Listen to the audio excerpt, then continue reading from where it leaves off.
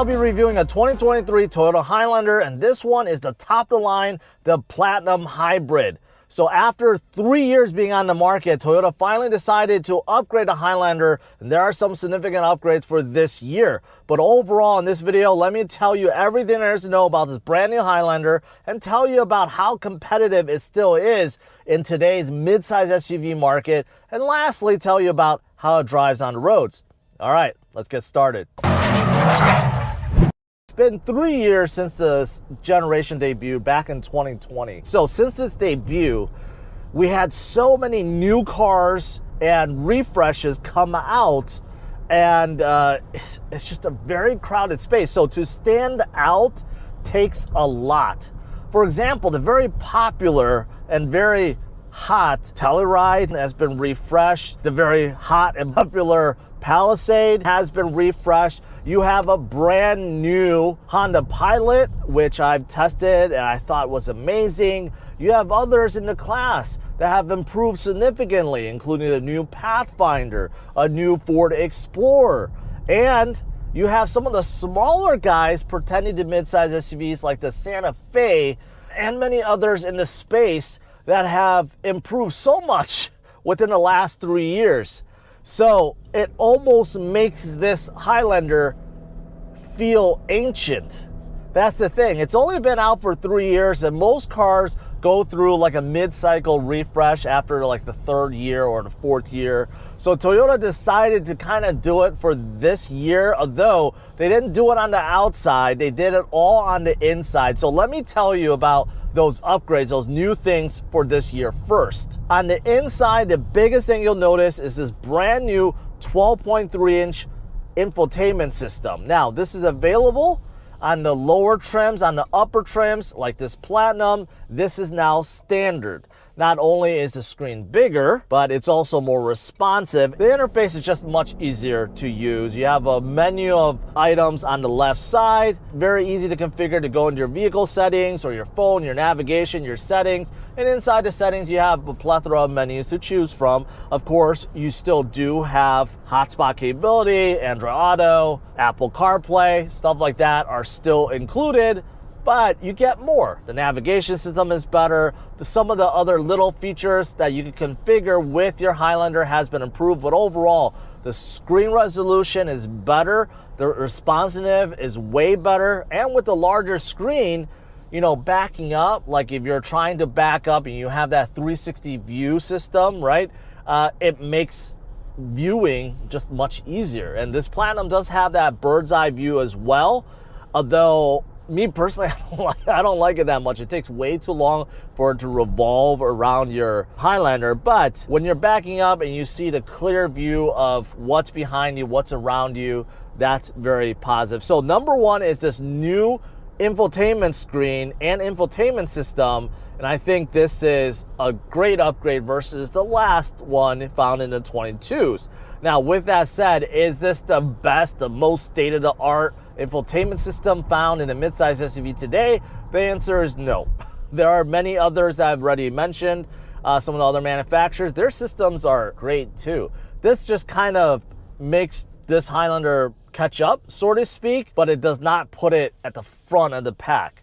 Now, underneath this giant screen, you still have a couple large knobs for your climate control. With this one, you do have a lot of features like heated and ventilated seats. You have a wireless charger underneath. I do like this dash design. Something that has not changed with this Highlander, but I still think looks good and is very usable, is this dash design. You have this little shelf underneath the infotainment screen where the wireless charger resides. You also have another shelf on the other side. Now on the upper trims, which surprisingly enough wasn't available before, but now you do have power folding mirrors, so that's great. There's a little button that you could use. Also, there was one of the lower trims that received a power tailgate. That's pretty standard, right? But the other huge difference with this 2023 model is the non-hybrid engine. It has been replaced. So now you have 2 engines to choose from, just like before, but the non-hybrid has changed. The non-hybrid replaces the 3.5-liter V6, which in my opinion was actually a fantastic engine. Very powerful, very lively. It was made into 8-speed automatic. That has been changed to a 2.4 liter turbo engine that actually produces way less horsepower, about 30 less horsepower, but it provides like 40 plus pound-feet of torque. But here's the thing, towing doesn't improve, fuel economy doesn't improve, so overall combined MPG is still 24 miles per gallon. I think there's one trim that goes up to 25, but overall it's a head scratcher why Toyota decided to change the engine if it's not more efficient and it doesn't add more utility.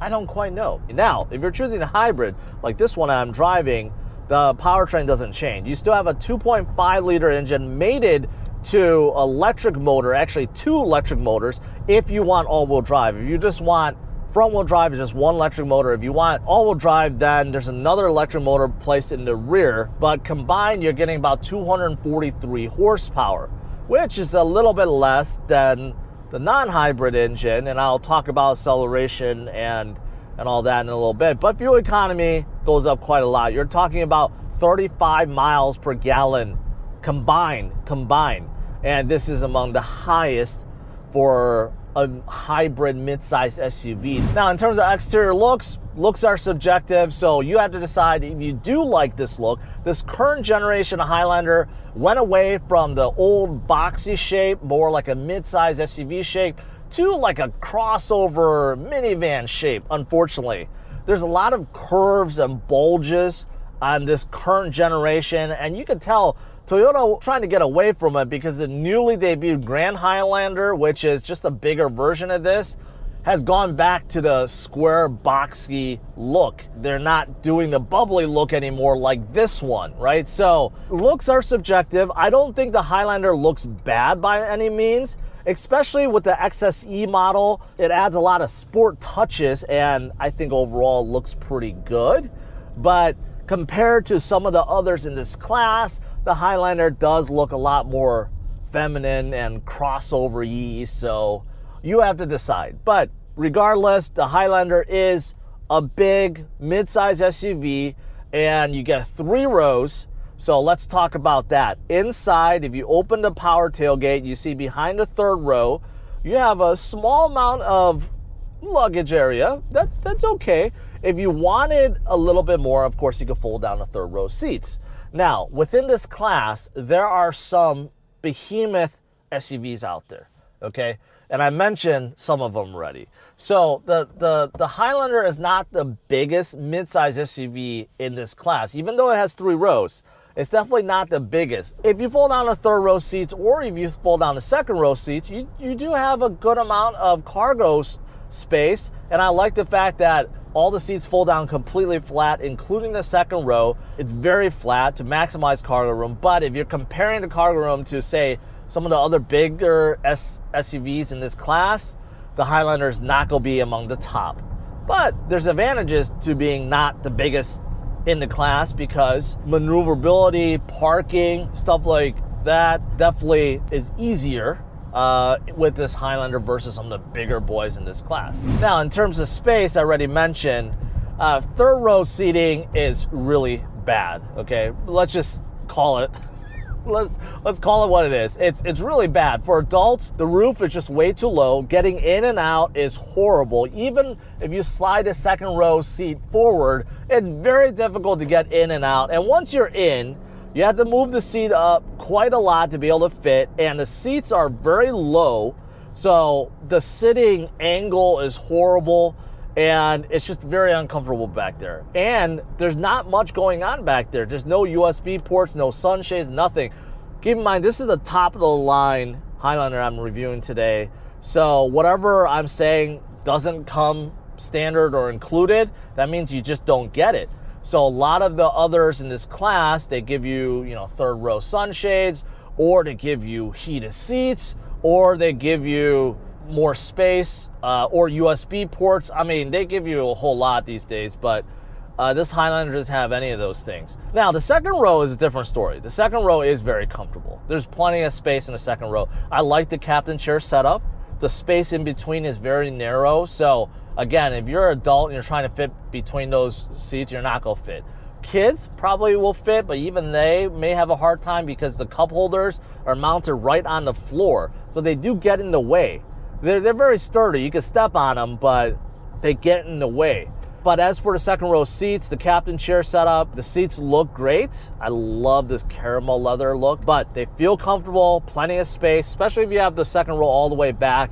You can see I have like 8 inches of leg room. Headroom, not so much, only about 2 to 3 inches, but overall I feel comfortable in this second row.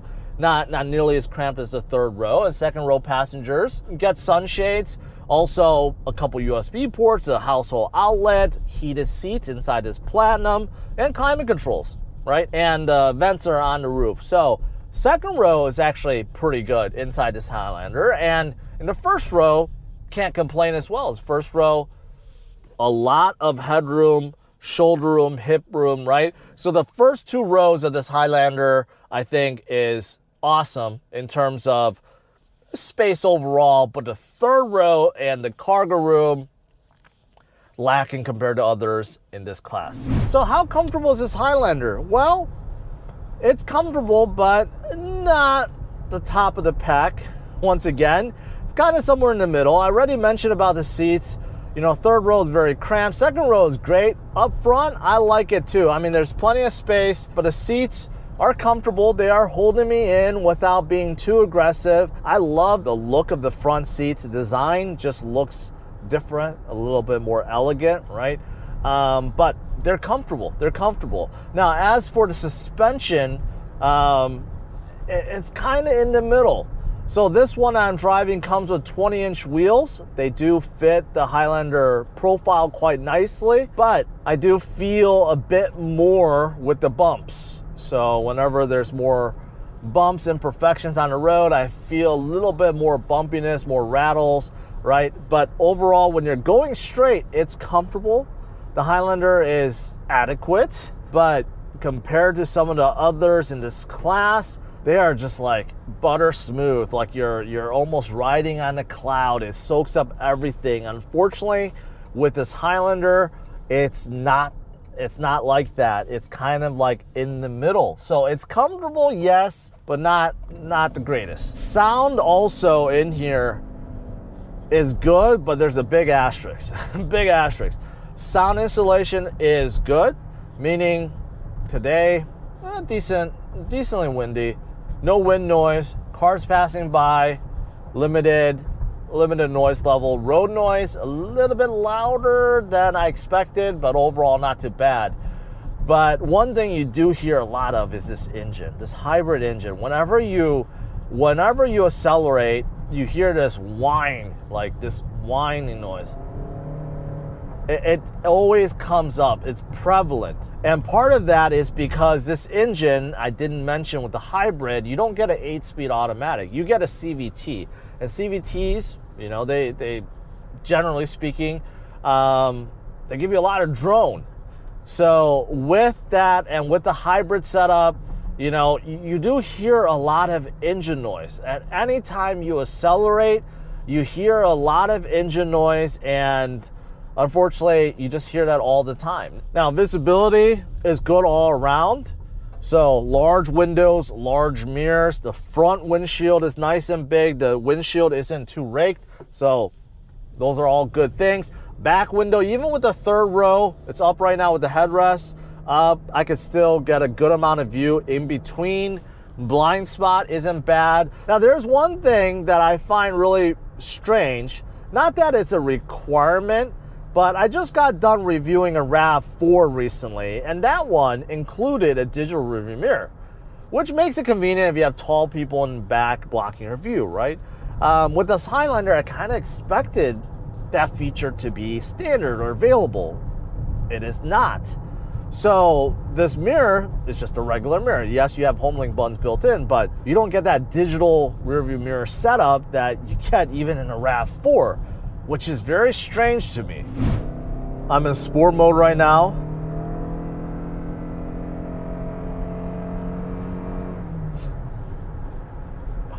I'm laughing because that took an incredibly long time. And I have tested a Highlander hybrid before, Yes, you're getting great fuel economy, and I mentioned that, but acceleration is just not as strong suit, to say the least. I mean, 0 to 60, I think, comes in around 8 seconds. If I read that correctly, it certainly feels like 8 seconds. This is not a fast SUV by any means.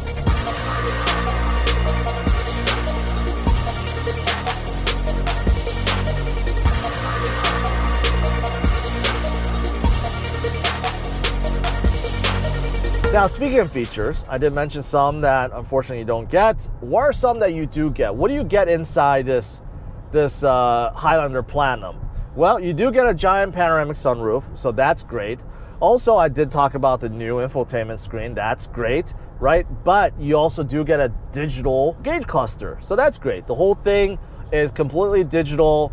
I wish it was a little bit brighter. It seems dark to me versus some of the others in this class. With these digital gauge clusters, of course, you can see a whole lot of information. This one's a hybrid, so on the left side, there's a whole bunch of things related to hybrid and power and energy and stuff like that, right? But, of course, you can scroll through various menu items and look at whatever you want, control various things. For example, the heads-up display. Yes, that is also included. You could turn that on or off.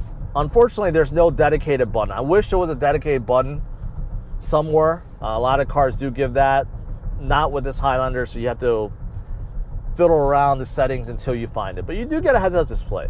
Also, you get a heated steering wheel along with the heated and ventilated seats. But the one downside to it is the heating element is only like from the 10 and 2 spot all the way down to, say, the 5 and 7 spot. There's large parts of the steering wheel that has no heating element, so they stay cold. So only portions of the steering wheel get hot. Also, you get memory seats, you get drive modes, so eco, sport, and normal, although you're not gonna notice much difference in here, and a couple other modes too. So there's a trail mode, an EV mode in case you wanted to be in EV mode only, right? You can choose that. So there's a few driving modes out there for whatever you desire. Also, Toyota Safety Sense is included, so that's great. This is the latest and greatest Toyota Safety Sense. So blind spot monitoring included, rear cross traffic alert, emergency braking warning, lane assist, right? Driver attention, all those things are included. So this Highlander is very safe. Now, as for the drive, it's somewhere in the middle. I think the Highlander drives perfectly comfortable, normal, but again, not top of the pack. The steering is light. The steering wheel itself is a little loose. There's a lot of steering play, like right now, like over an inch of play, no input with the Highlander, but you know, it's let's just say it's normal. A lot of people won't have a problem with the steering. The steering wheel itself is pretty basic. The leather is good, the thickness is good, the buttons, I've gotten used to them, but nothing fancy. I mean, the steering wheel is just okay. So steering's okay. I talked about suspension, a little bit bumpier over the imperfections, but overall, okay. Now, one thing I will say that I'm not a fan of inside this Highlander, all the plastic trim pieces everywhere. There's a ton, especially on the door panel. You know, around the buttons, around your window switches, right? A lot of cheap plastic. On the door panel itself, a lot of cheap plastic. In the center console, right? With all the buttons and switches, there's a lot of cheap plastic everywhere. Keep in mind, this is the top trim level. This is the Platinum Hybrid. And I'll talk about pricing in a little bit, but this is over $50,000. Here's a good example of how much plastic there is. The JBL sound system, which is, of course, upgraded with the Platinum trim, right? Look at all the covers. They're all in cheap plastic. On the A column, on the door panels, everywhere is covered in plastic. You compare that to some of the speaker covers inside some of the other top trim levels of midsize SUVs, which are plated in very fancy aluminum covers.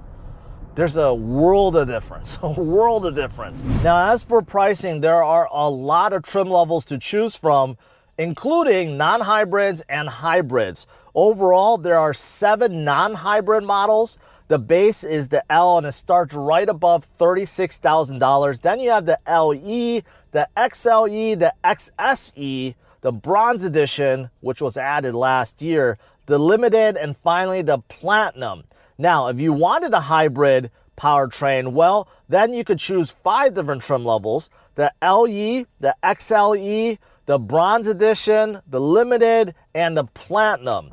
Now, with the hybrid setup, you do have to choose if you just want front-wheel drive or all-wheel drive. That's a little bit different than the RAV4. The RAV4 and other hybrids within Toyota's lineup basically gives you all-wheel drive for free. But unfortunately, with the Toyota Highlander, that's not the case. So you have to choose front-wheel drive or all-wheel drive. So this one I'm driving, which is the Platinum Hybrid all-wheel drive, there's really no packages to add on. It's coming in right around $54,000.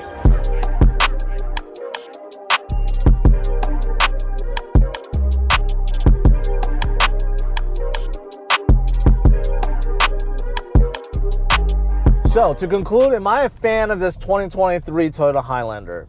I'm putting this neutral for myself. And that's because I have tested so many other midsize SUVs, and because of how competitive this market is, I mean, there's nothing about this Highlander that makes it stand out. The only thing this Highlander has going for it really is the brand. The brand recognition of being reliable and dependable and having a high resale value, right? I'm sure those things are still true. The Highlander still commands a very high resale value, and that's because I'm sure Highlanders last a very long time. But if you're judging it by any of the other categories I mentioned, as for looks or interior or features or comfort or drive or powertrain, it's somewhere in the middle. At the very least, test out the Highlander as a baseline, so then you can determine if you like something else better. So smash it a like, subscribe to the channel, and leave your thoughts about this brand new Highlander in the comments below. Take care. Bye-bye.